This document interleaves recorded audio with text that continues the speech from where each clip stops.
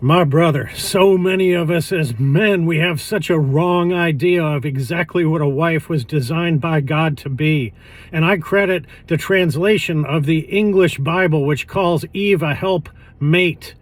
Brothers, I'm not proud of this, but if I'm being honest, helpmate sounds like a cheerleader, like a subservient cheerleader. And I've got to say that for a long time, that's the way that I looked at women as a wife. But it wasn't until that I started really studying the underlying Hebrew inside of Genesis that I actually came to the realization that God never said that she was a helpmate, and most certainly did not ever say that she's a subservient cheerleader. What he said is that she's a helper against Adam.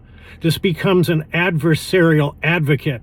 My brother, your wife is 100% your strongest advocate. But when you're off the path, when you're not hitting the mark, then she has an adversarial way of delivering that information. This is straight out of Genesis 3:16. And so what we've got to do as men is we've got to become strong enough to understand that even on her worst behavior, on her worst day, what she is trying to do is her God-given role and responsibility of colliding with you and getting you on a path. What path? The path to your own sanctification. Because to be her spiritual leader, it means you've got to go first. It does not mean Bible thumping her. It does not mean guilting her about not going to church. It means working out your own salvation with fear and trembling, and leading and motivating and inspiring along the way by you demonstrating the fruit of that work in how you treat her.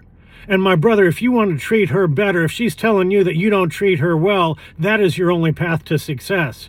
So understand that your wife is a mirror of who you are on the inside. And if you want her bad behavior to change, well, then you change yours. And then see what happens inside your marriage. If you want more information like this, go ahead and click the link. Go ahead and watch the free training. Go ahead and book a call. Follow us. Get more of this content and spread the word that there's a real man revolution out there, and that these men are changing the world because they are actually understanding how to live a life and love a wife the way God designed and describes in Ephesians 5. Until then, brother, I'll see you on the other side. This has been another chapter from the book of Bob.